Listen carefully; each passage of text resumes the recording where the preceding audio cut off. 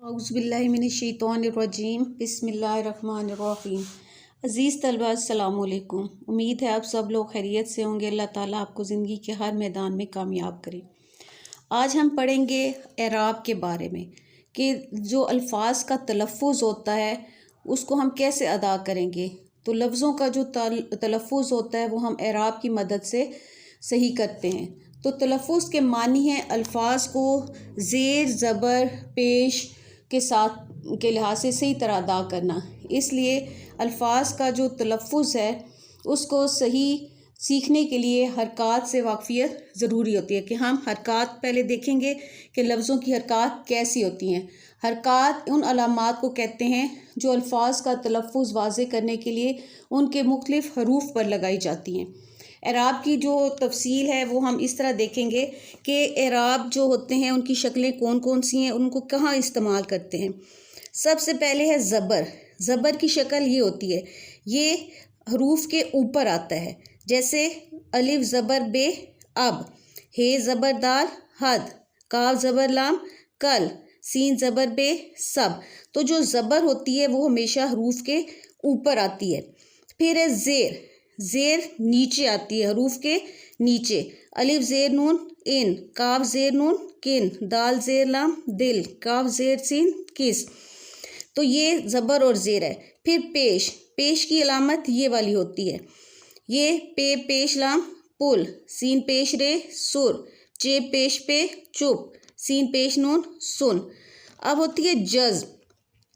जज़्म की अलामत ऐसे दाल की तरह होती है, इसको साकिन भी कहते हैं। ये उन हरूफ के ऊपर आती है जो कोई ज़ेर ज़बर पेश की आवाज़ नहीं देते, जैसे दरुस्त, दरुस्त।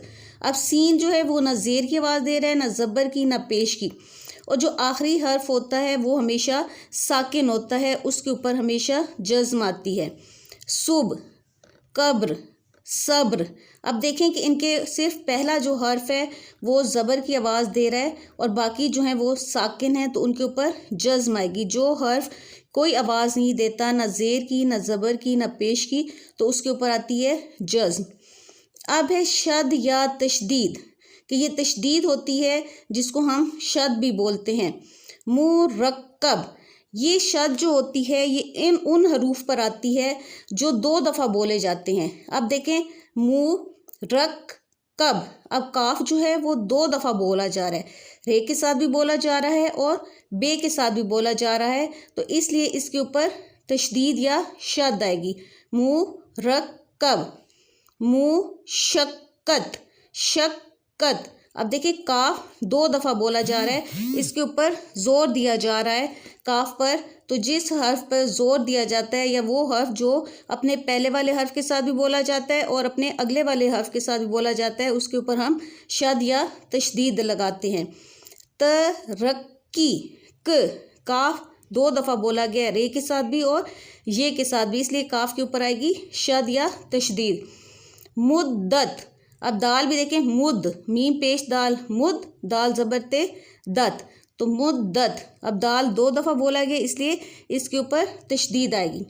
अब मद। मद क्या होती है, ये आपने देखा, ये वाली हम कहते हैं ना अलिफ मद आ, अलिफ की आवाज़ देता है और अलिफ के ऊपर लिखा जाता है, यानी आना, आग, आला, इसके ऊपर जो आस, ये इसके ऊपर मद आती है। फिर है तनवीन। तनवीन क्या होती है, 2 ज़बर 2 ज़ेर और उल्टा पेश को हम तनवीन कहते हैं। 2 ज़बर यानी बाज़ लफ्ज़ होते हैं उनके ऊपर 2 ज़बर आता है, तकरीबन, और ये नून की आवाज़ देते हैं। मसलन, शुमालन, तो ये 2 ज़बर इसके ऊपर आ रही है। अब है 2 ज़ेर, ये नीचे लगाई जाती है, ये भी नून की आवाज़ ही देते हैं, तो ये उसके नीचे लगता है। एक उल्टा एक सीधा पेश, 2 उल्टा हम कहते हैं ना 2 उल्टा पेश हु, तो ये बाज़ लफ्ज़ों पर ये आते हैं। अब ज़बर और अलिफ का फ़र्क क्या है, अब देखें, हे ज़बर लाम हल और हाल, अलिफ लग जाता है तो उसका फ़र्क आ जाता है। मत और मात, बल और बाल, नर और नार। तो देखें अलिफ और ज़बर का फ़र्क क्या है। पेश और वाव का फ़र्क, सुना, सोना, तुला, तोला, बुला, बोला, रुका, रोका। ज़ेर और छोटी ये का फ़र्क, मीम ज़ेर लाम मिल, मेल। भीड़, भीड़। दिन, दीन, बिन, बीन, यानी ज़ेर और छोटी ये का फ़र्क। अब देखें दरअसल अल्फाज का इधर फ़र्क देखें कि ज़बर हो तो अब एक जैसे ही लफ्ज़ हैं, लिखने में ये एक जैसे हैं, लेकिन जब इन पर ज़ेर ज़बर पेश आ जाती है तो इनके मानी बिल्कुल बदल जाते हैं। जैसे ज़बर हो तो मैल, जिसको हम डर्ट कहते हैं, ज़ेर हो तो मील, कोई हरकत ना हो तो मेल, जिसे हम कहते हैं मेल जोल। तो ये जो हरकत होते हैं, इराब जो होते हैं, इनकी वजह से जो हैं अल्फाज वो बिल्कुल बदल जाते हैं, उनके मानी जो बिल्कुल बदल जाते हैं। अब हम यहाँ कुछ इराब वाले अल्फाज देखते हैं कि उनको हम इराब लगाते हैं तो कैसे होते हैं। जैसे मुफ्त, अगर हम उसको सही तरह बोलेंगे, अल्फाज को हम सही तरह बोलेंगे तो हमारे इराब भी सही होंगे। अब मुफ्त, मुफ्त, अब सिर्फ मीम जो है वो आवाज़ दे रहा है पेश की, फ़े और ते साकिन है, ये कोई आवाज़ नहीं दे रहे। जो हरूफ कोई आवाज़ नहीं देते उनके ऊपर हम क्या लगाते हैं, जज़्म। फिर है किताब, किताब, काफ जो है वो ज़ेर की आवाज़ दे रहा है, की ताब, अलिफ और बे साकिन है, इसलिए इन पर जज़्म आई। आखिरी हर्फ हमेशा साकिन होता है, उस पर हमेशा जज़्म आती है। अगर आप ना भी लगाएं तो कोई फ़र्क नहीं पड़ता। गलत, गैन ज़बर गा, लाम ज़बर तो है लत, गलत, ये लफ्ज़ गलत होता है, गलत नहीं होता। अक्सर हम लोग जो है ये बोलने में गलती करते हैं कि हम गलत को गलत पढ़ते हैं, तो ये लफ्ज़ है गलत। फिर है नाजुक, नून ज़बर अलिफ ना, जे पेश का जुक। इल्तिजा, इल्तिजा, आपने अलहदा उनको करके देखना है कि अलिफ किस चीज़ की आवाज़ दे रहा है, लाम आवाज़ किसी हरूफ की वो ज़ेर ज़बर पेश की दे रहा है या नहीं, तो ये आपने इस तरह बोलना है। अक्ल, अक्ल, अमल, ऐन ज़बर आ, मीम ज़बर लाम, मल, अमल। जुलूस, जीम पेश जू, लाम पेश वाव, वो, जुलूस। उसूल, मुख्तलिफ, महबूब, मंजिल, मदरसा। अब ये तो थे ज़ेर ज़बर और पेश वाले। अब हमने देखने तशदीद वाले कौन से अल्फाज हैं। इत्तहाद, अब देखें ते पे जोर दिया जा रहा है और ये 2 दफ़ा बोला जा रहा है, अलिफ के साथ भी और हे के साथ भी, इसलिए इस पर आएगा शद, इत्तहाद। उम्मत, उम्मत, मीम 2 दफ़ा बोला जा रहा है, इसलिए उस पर तशदीद या शद। सच्चा, सच्चा, चक्की, मोहब्बत, इज्जत, तरबियत। अब देखें ये जो हरूफ 2 दफ़ा बोले जा रहे हैं, अपने पहले वाले हर्फ के साथ भी और अपने अगले वाले हर्फ के साथ भी, तो उसके ऊपर हम शद या तशदीद लगाते हैं। अब देखें एराब बदलने से कैसे मानी बदल जाते हैं कि ये लफ्ज़ लिखने में तो सारे एक जैसे हैं, लेकिन अब देखें कि इनके मानी बिल्कुल बदल गए हैं। जब बे के ऊपर पेश आ गया तो बुला, के अली को बुला लाओ, बला, बला, लालच बुरी बला है, बिला, वो बिला नागा स्कूल जाता है, बिल्ला, मेरे घर में एक बिल्ला है, बल्ला, ये जो बैट को कहते हैं कि वो उसके पास एक बल्ला है। तो अब देखें कि लफ्ज़ लिखने में एक जैसे हैं, लेकिन जब इन पर ये ज़ेर ज़बर पेश जो है इसके लगाने से, एराब लगाने से बिल्कुल मानी इनके बदल गए हैं।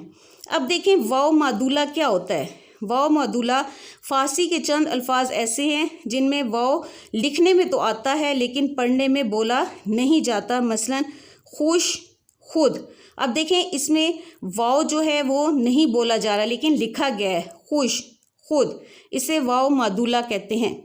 तो ये थे आज की वीडियो में हमने जो था लफ्ज़ों का तलफ़्फ़ुज़ कि कैसे तलफ़्फ़ुज़ होता है एराब की मदद से, कि जब तक हम एराब को सही नहीं लगाएंगे हमारा लफ्ज़ सही नहीं होगा, कि हम वो लफ्ज़ को सही तलफ़्फ़ुज़ के साथ अदा नहीं करेंगे। इसलिए हमें ज़ेर, ज़बर, पेश, जज़्म और तशदीद इनकी पहचान होनी चाहिए कि ये हरूफ किन पर, ये जो हैं अलामात किन पर आती हैं, ये एराब किन अल्फाज पर लगते हैं और कहाँ कहाँ लगाए जाते हैं। अब है खड़ी ज़बर। खड़ी ज़बर का इस तरह साइन होता है, ये वाला ऊपर की तरफ। खड़ी ज़बर हर्फ के दुगुना होने को जाहिर करता है, यानी लफ्ज़ को लंबा कर देता है। जैसे हम पढ़ते हैं मूसा, इस पे खड़ी ज़बर आएगा ईसा, आला, अदना वगैरह, यानी इनके ऐसे अल्फाज जिनको ये थोड़ा लंबा करता है उनके ऊपर खड़ी ज़बर आती है। अब है खड़ी ज़ेर। खड़ी ज़ेर लफ्ज़ के नीचे होती है। ये ऐसी अलामत है जिस हर्फ पर आए उसे नीचे ले जाती है, यानी इसकी आवाज़ जो है वो धीमी हो जाती है और ये छोटी ये की आवाज़ पैदा करती है। मसलन हम पढ़ते हैं अब्दहू, अब्दही, हिसालही, जमालही वगैरह, यानी इनके नीचे ये खड़ी ज़ेर आती है। ये ऊपर आती थी, खड़ी ज़बर ऊपर थी और खड़ी ज़ेर नीचे। अब है उल्टी पेश। उल्टी पेश, पेश जो होती है, दूसरी पेश जो होती है वो इस तरह होती है और ये है उल्टी पेश। ये अलामत जो होती है उल्टी पेश की, ये पेश और वाव की कायम मकाम है, यानी पेश और वाव की ये कायम मकाम है। उल्टी पेश की अदायगी में खिंचाव होगा। मसलन अनज़लहू, कालिमातहू वगैरह, यानी इस तरह के बहुत से अल्फाज हैं जिनके ऊपर उल्टी पेश आती है, इसकी अदायगी में खिंचाव पैदा होता है। यानी खड़ा ज़बर जो था उसमें जो है वो लफ्ज़ को लंबा करता है। खड़ी ज़ेर जो है इसमें आवाज़ धीमी हो जाती है और जो उल्टी पेश होती है इसकी अदायगी में खिंचाव होगा, यानी अनज़लहू, कालिमातहू। अब है नून की हालतें। नून की जो है वो दो हालतें होती हैं। बाज़ अल्फाज में तो इसकी पूरी आवाज़ निकलती है, मसलन हम कहते हैं इंसान, हैवान, किसान, मुल्तान वगैरह, मगर बाज़ औक़ात कुछ अल्फाज में इसकी आवाज़ पूरी नहीं निकलती, जिसे हम नून गुन्ना कहते हैं। उसकी अलामत ये है इसके अंदर नुक्ता नहीं होता, जैसे धुआं, कुआं, सांप, बच्चियाँ, लड़कियाँ वगैरह, यानी इनमें नून की आवाज़ नहीं आती, नून गुन्ना की आवाज़ आती है। तो ये थे एराब। उम्मीद है आप लोगों को एराब की समझ आ गई होगी। लफ्ज़ों को ठीक और दुरुस्त हिज्जा कहते हैं तलफ़्फ़ुज़, उसका जो जोड़ होते हैं, यानी तलफ़्फ़ुज़ के साथ अदा करने के लिए हमें एराब को जानना ज़रूरी होता है। अगर हमारा तलफ़्फ़ुज़ सही होगा तो हम तकरीरी या तहरीरी अल्फाज को सही तौर पर अदा कर सकेंगे। हम कुरान पाक को पढ़ते वक्त भी हमें जो है एराब का हमें ख़ास ध्यान रखना होता है, क्योंकि ज़रा भी ज़ेर ज़बर पेश को अगर हम सही नहीं पढ़ेंगे तो वो अल्फाज का जो मतलब होता है वो बदल जाता है और उसका कुरान पाक में अगर हम एराब को सही नहीं पढ़ेंगे तो उसका गुनाह होता है। इसलिए हमें जो है ज़ेर ज़बर पेश का ख़ास तौर पर ध्यान रखना चाहिए। और हम उर्दू में भी जब अल्फाज, अक्सर हम अल्फाज हैं जो हम आम रूटीन में बोलते हैं लेकिन हम उनका तलफ़्फ़ुज़ सही अदा नहीं करते, तो उसके लिए हमें एराब का जानना ज़रूरी होता है। उम्मीद है आप लोगों को समझ आ गई होगी। शुक्रिया।